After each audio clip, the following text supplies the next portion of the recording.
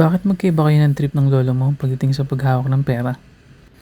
Yung mga lolo natin na nakaranas ng hirap noong panahon ng gera at yung mga magulang natin na nakaranas ng matinding krisis. Iba sa paniniwala na nakaabot sa panahon ng paglago ng teknolohiya.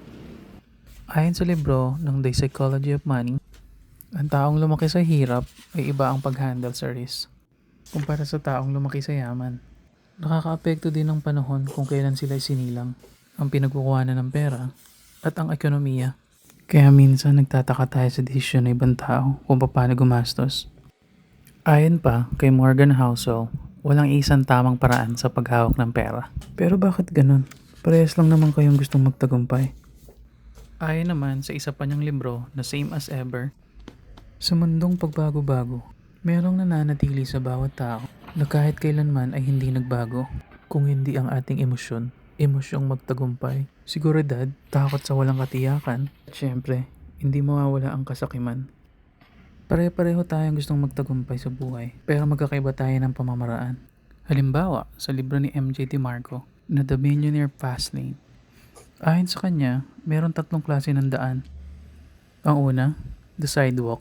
Ito yung walang financial plan. Ito yung umuutang para sa luho. Pwede ring malaki yung kita, pero hindi nakakaipon. Ang sunod, the slow lane. Ito yung traditional na daan. Mag-aaral mabuti para makakuha ng magandang trabaho. Mag-iipon at hihintayin ng retirement. Ito yung pinaka-safe, pero mabagal. At ang huli ay ang the fast lane. Ito ang daan ng mga negosyante at ng mga innovator. Sila ang mga lumilikha ng sarili nilang sistema. High risk at high effort. Pero ito yung mabilis na paraan para sa pagyaman habang bata.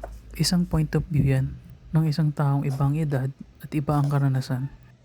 Ayon naman sa libro ni Jared Diamond na Guns, Germs, and Steel, mapahenerasyon o mapasibilisasyon may sobrang laking epekto sa pag-unlad ang lokasyon ng bawat kontinente, saan ka pinanganak at iyong kapaligiran. Pero ano ba talaga ang pinakamadaling sundin? Hala, ewan ko. Hindi na lang siguro ko gagastos ng higit sa pumapasok na pera sa akin. I-heart mo, tapos i-share mo. Baka illusion of learning lang yan. Yung pakaramdam na meron ka natutunan. Pero bukas, balik na naman sa dati.